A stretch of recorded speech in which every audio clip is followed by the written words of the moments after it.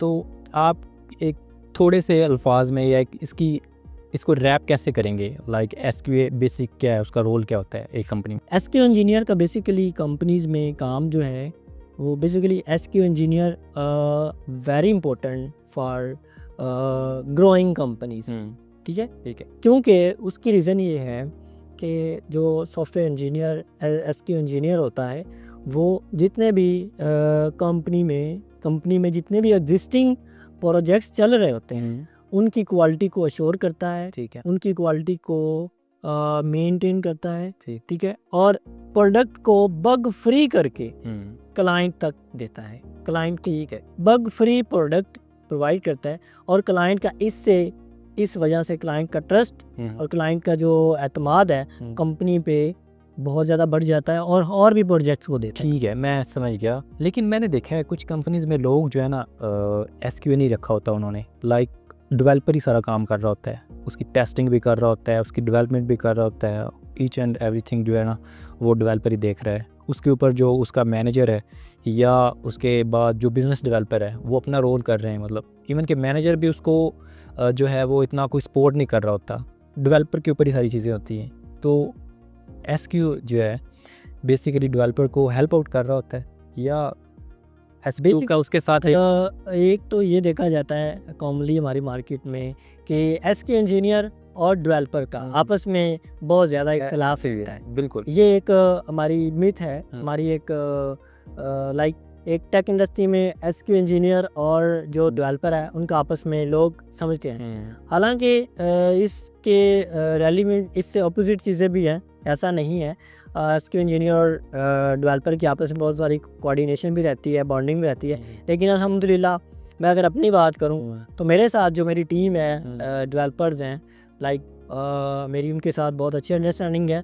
और पर जितने भी हमारे जो प्रोजेक्ट्स हैं जिसके ऊपर मैं टेस्टिंग कर रहा हूँ, जिसकी मैं क्वालिटी को श्योर करता हूँ, सो अल्हम्दुलिल्लाह हमारी एक अच्छी कोऑर्डिनेशन के साथ हम मिलकर उस चीज़ को श्योर करते हैं। लेकिन जो एंड एजेस हैं वो हमसे प्रूव हो के ही आगे जाते हैं। एंड एजेस मतलब ऐसा हम प्रूव नहीं करते, हमारे पास चीज़ प्रूव नहीं होती, सो देन तब तक हम क्लाइंट अच्छा कभी ऐसा हुआ है कि कभी ऐसे हुआ है कि डेवलपर ने कोई काम किया है और डेवलपर कह रहा है कि ये मैंने सही किया है और आपके एंड पे वो चीज़ ऑफ कोर्स आप उसको प्रूव नहीं कर रहे, लेकिन डेवलपर इस चीज़ पे बाजिद है कि मैंने ये सही किया है, ऐसा हुआ है कभी? बिल्कुल मेरे साथ लॉट ऑफ टाइम हुआ है। अच्छा, अपनी जब से मैं इस डोमेन में मैंने अपना करियर स्टार्ट किया जब इंटर्न जब मुझे अभी एक अंसी की बात है कि जब मैं इंटर्न था तब तो जो डेवलपर थे मुझे चूना लगा लेते थे। अच्छा। लेकिन अल्हम्दुलिल्लाह जब से मैंने इस चीज़ को सीखा, इसके ऊपर टूल सीखे और मैंने अपने नॉलेज को वास्ट किया और मैंने अपनी डोमेन को एक्सप्लोर किया, सो देन अल्हम्दुलिल्लाह अब मुझे डेवलपर जो है वो कभी भी वो इट मीन्स डेवलपर जिस तरह से कोड चलाते हैं इस तरह से एसक्यू को भी चला लेते थे शुरू में, Exactly. चला लेते। लेकिन अब ये है कि मेरे साथ लॉट ऑफ टाइम हुआ है कि डेवलपर बाजिद होता है कि ये एरर नहीं है, लेकिन उसका हमारे पास सोल्यूशन क्या होता है?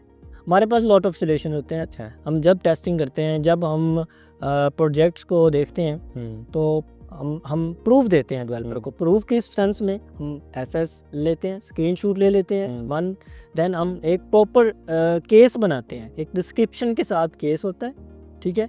उस केस के अंदर स्टेप्स होते हैं उस प्रॉपर बग के, और देन उसके साथ साथ हम क्या करते हैं, हम वीडियो प्रूफ भी लगा देते हैं। अच्छा, सो इस तरह लॉट ऑफ 3 से 4 जब प्रूफ एविडेंस जब हम डेवलपर को दिखाते हैं तो डेवलपर को इस बात को मानने के लिए जो है वो एग्री करना जो है ज़रूरी करना पड़ जाता है ऑफ कोर्स। ठीक है, तो देन अल्हम्दुलिल्लाह फिर इस तरह बेसिकली ये है कि एसक्यू इंजीनियर का बेनिफिट भी कंपनी को इसलिए होता है कि अगर उन्होंने एसक्यू हायर किए हुए हैं तो फिर उनकी जो प्रोडक्ट है वो प्रोडक्ट बग फ्री हो। Main and point is the main product free means that कि जो बग फ्री प्रोडक्ट हो, एंड क्लाइंट तक जो आपकी प्रोडक्ट जा रही है वो ऑलरेडी आप लोगों ने एश्योर कर ली कि वो ठीक है। एग्जैक्टली, ठीक है। तो जो न्यू स्टूडेंट्स हैं वो कैसे आ सकते हैं स्पेसिफिक इस एसक्यू के डोमेन में? ऑफ कोर्स ये आपने बहुत अच्छा क्वेश्चन किया है और मेरी पर्सनल भी विश है। मैं हमेशा अपने जो मेरे स्टूडेंट्स होते हैं या जो भी मेरे फ्रेशर्स जाने वाले हैं, जो हमारे दीपालपुर सिटी के एरिया में, जो हमारे होम टाउन में ऐसे फ्रेशर्स लोग, बच्चे जो मुख्तलिफ यूनिवर्सिटीज़ में अभी स्टडी कर रहे हैं या जिनकी स्टडी कंप्लीट हो गई है, मैं सम टाइम या मैं अक्सर उनको उनके साथ मेरी मीटिंग्स होती रहती हैं, वो बच्चे मुझे अप्रोच करते रहते हैं, तो मैं उनको गाइड करता हूँ, उनको बताता हूँ, उनको एक प्रॉपर एक रोड मैप देता हूँ टेक इंडस्ट्री में आने का, कि अगर जो बच्चा, जो स्टूडेंट जिस डोमेन में एक्सपर्ट है या जो उसके पास जो उसका इंटरेस्ट है, उसके अकॉर्डिंग वो जो है अपनी जॉब के लिए, इंटर्नशिप के लिए आए, मार्केट में आए, अप्लाई करे और इंटरव्यूज़ दे। इंटरव्यूज़ देने से ये होता है कि बच्चे के अंदर कॉन्फिडेंस बूस्ट होता है, उससे वो ये होता है कि मार्केट में फिर कहीं ना कहीं जाके एग्जिस्ट कर जाता है किसी भी कंपनी में। तो वो एक इनिशियल पॉइंट होता है, जब वो एग्जिस्ट करता है, जब वो मार्केट में आता है, टेक इंडस्ट्री में आता है, कंपनी को ज्वाइन करता है, तो उसके बाद फिर उसका कैरियर स्टार्ट होता है प्रॉपर। वहाँ पे ट्रेनर्स नहीं कह सकते, सीनियर्स होते हैं, सीनियर जूनियर्स की मद में आके, प्रोजेक्ट में आके वो बच्चा ग्रो कर जाता है और फिर विद द पैसिव टाइम वो एक अपनी फैमिली का बहुत अच्छा सरमाया बन चुका होता है। ठीक। आपने बात की थी कि कोई भी फ्रेशर SQA की फील्ड में कैसे आ सकता है। सिंपल इज़ दैट कि वो फर्स्टली एक्सप्लोर करे इंटरव्यूज़ को रेडी करे, देन कंपनीज़ में अप्लाई करे, ठीक है, या रेफरेंस बेस पे अप्लाई करे, और देन अपनी लिंक्डइन प्रोफाइल को सेट करे। ठीक है, लिंक्डइन प्रोफाइल को सेट करने के साथ साथ वो स्टार्ट करता है एज आ SQA इंटर्न, ठीक है, और then associate SQA engineer. Then मेरा क्वेश्चन भी यही था कि इसमें अगर कोई प्रमोट होता है, इंटर्न SQA बन गया, उसके बाद वो क्या बनता है, आगे क्या जन, मतलब इसका क्या? बेसिकली एक पूरा एक फ्लो चार्ट बनता है एक डेजिग्नेशंस का, इसके अंदर रोड मैप है पूरा, और उससे गुजर के आगे जाना पड़ता है। तो इसमें इन जो फ्रेशर होता है वो इंटर्न से स्टार्ट करता है, देन SQA एसोसिएट, और इसके साथ साथ SQA इंजीनियर का, और then senior SQA engineer, team lead, और then rest of as you know we are living in the age of information technology, so therefore we need the knowledge of information technology. IT का दौर है आगे, future IT का है, और भी सारी जितने भी फील्ड्स हैं, मेडिकल फील्ड है टॉप पे है, उसके बाद लेकिन IT इंडस्ट्री एक IT, और देन इसके साथ मैं एक बहुत एक लेटेस्ट टर्म बोलने जा रहा हूँ, AI ने आके हमारी ज़िंदगियाँ इतनी आसान बना दी हैं। तो बिल्कुल ऐसे जितनी आसानी AI ने हमें दे दी है, क्योंकि आपको पता है कि हर एक टेक्नोलॉजी के ड्रॉबैक्स भी होते हैं, बेनिफिट्स भी होते हैं, और उसके डिसएडवांटेजेस भी होते हैं, एडवांटेजेस भी होते हैं। ऑफकोर्स ऐसे ही है, कोई भी टेक्नोलॉजी अपने साथ दोनों चीज़ें लेके आती है, वो फिर डिपेंड करता है हमारे यूज़ पे कि हम उसको पॉजिटिवली यूज़ कर रहे हैं या उसको नेगेटिवली यूज़ कर रहे हैं। तो ऐसे ही है, AI ने तो एक बड़ा एक रेवोल्यूशन आ गई है AI के आने से, चीज़ें बहुत आसान हो गई। अब हम जब काम कर लेते हैं सम टाइम इवन के पूरा कोड हम ले लेते हैं ChatGPT से। एग्जैक्ट। तो हमें नहीं समझ आ रहा होता, सम टाइम कोड को डीबग करना होता है, तो हम उसको कमांड देते हैं, कोड देते हैं, उसको डीबग करके दे देती है। हमारे उसके ऊपर पता नहीं कितने घंटे लग चुके होते हैं, लेकिन ChatGPT मिनटों में, सेकंड्स में हमें। बिल्कुल ऐसी है। और फिर ChatGPT की ख़ास बात ये है कि उसके पास मेमोरी भी है, मतलब आपने उसके साथ कोई जो बात की है ना 2-3 दिन पहले, आप वही बात आगे कंटिन्यू कर सकते हो अगले दिन, नहीं जब आप उसको प्रॉम्प्ट दे रहे हो। बिल्कुल ऐसी है। तो ऐसी है, SQA में भी कर रही है हेल्प आउट ChatGPT।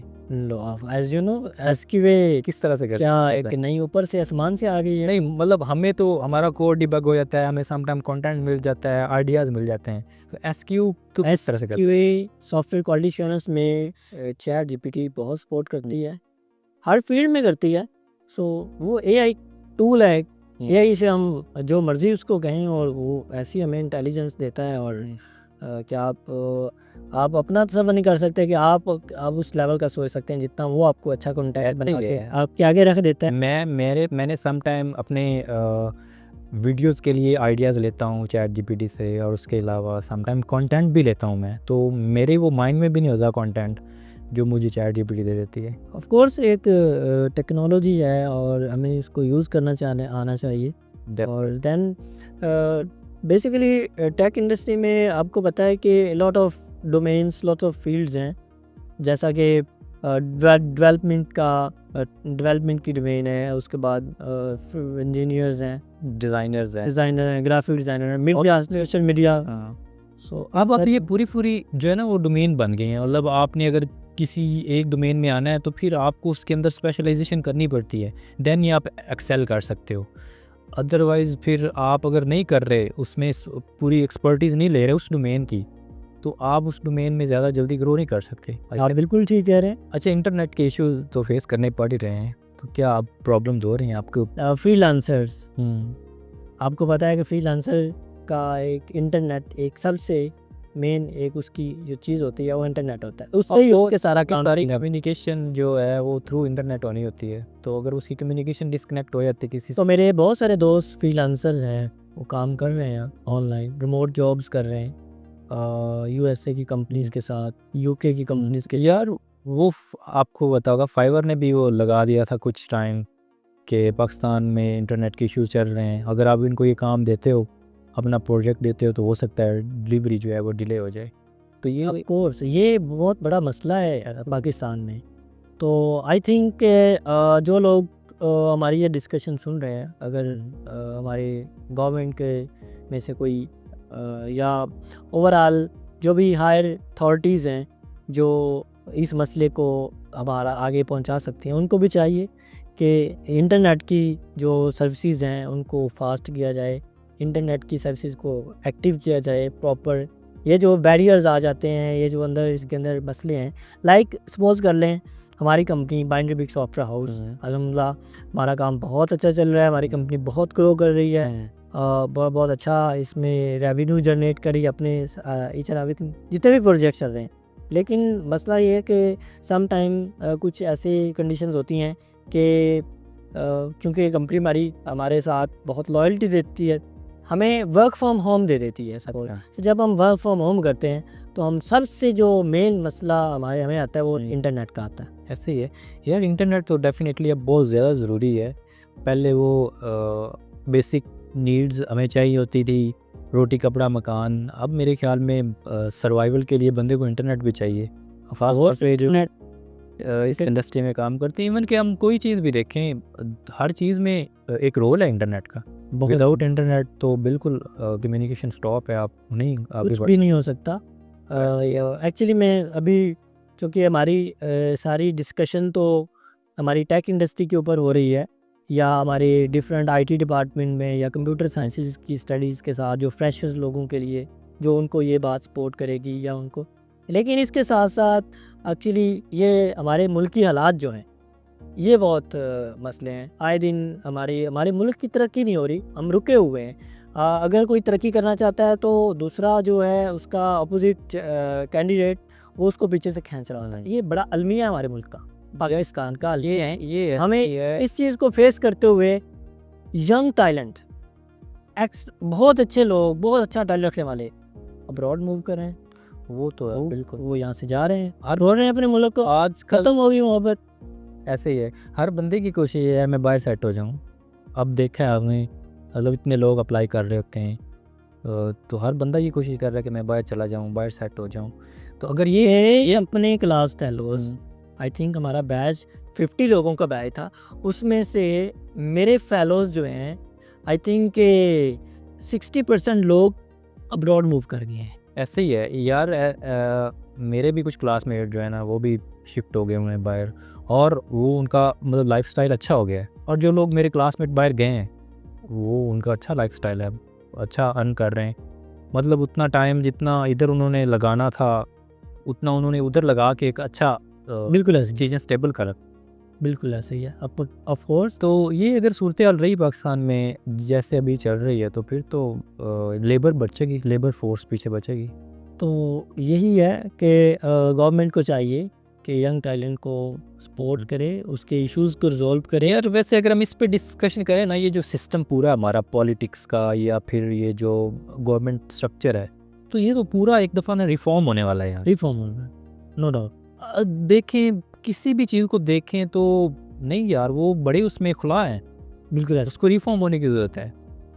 और रिफॉर्म करने की ज़रूरत है। अगर हम अब नहीं करते, मज़ीद लेट होते हैं तो फिर हम बहुत पीछे रह जाएंगे। बिल्कुल ऐसे ही है, ऑफ कोर्स। यहाँ पे ये है कि कोई मतलब टैलेंट है, यंग टैलेंट अपना कोई वो दिखाता है, चीज़ बनाता है, उसको भी प्रमोट नहीं किया जाता, डिग्रेड कर दिया जाता है उसको। बिल्कुल ऐसे ही है। तो इंशाल्लाह हमारे एंड पे जितने भी चीज़ें हैं उनको हमें देखना चाहिए। लाइक हम जो अपना रोल अदा कर सकते हैं वो हमें करना चाहिए अपने मुल्क के लिए। लेकिन बात फिर वहीं आ जाती है कि हम कितना एक यंग टैलेंट या एक चूँकि अपनी फैमिली को सपोर्ट करना होता है लोगों ने, और फिर फाइनेंशियली क्राइसिस में जब आता है तो डेफिनेटली अपने मुल्क से मोहब्बत तो दूर की बात, वो जो है बहुत सारी और भी बातें कर जाता है। चलें वाइंड अप की तरफ आते हैं। होप सो ये एपिसोड बहुत अच्छी रही होगी आप लोगों के लिए, और चैनल पे अगर आप लोग न्यू हैं तो चैनल को सब्सक्राइब कर दीजिएगा।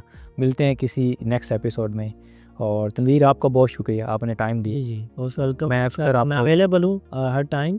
एक्चुअली में हमारे जितने भी पॉडकास्ट रिकॉर्ड हुए हैं हमने उसमें प्रोडक्टिव डिस्कशन की है, जिससे ऑफ कोर्स मुझे उसके बाद प्रॉपर फीडबैक मिला है मेरी ऑडियंस से, मेरे मुझे भी, और लोगों ने उस चीज़ को बड़ा अप्रिशिएट किया और उस चीज़ को पॉजिटिव लेके देन मैंने उसको हेल्प आउट भी किया है, पर्सनली भी हेल्प आउट किया है, और इंशाल्लाह हम करते रहेंगे। आप लोगों के साथ जुड़े हुए हैं और इंशाल्लाह हम आपके साथ हैं, और जितने भी लोग हमें देख रहे हैं और नेक्स्ट की जितने भी हमारे एपिसोड्स आएंगे हम उसमें अपनी प्रोडक्टिव टेक इंडस्ट्री की और टेक इन्फो की डिस्कशंस लेकर आते रहेंगे।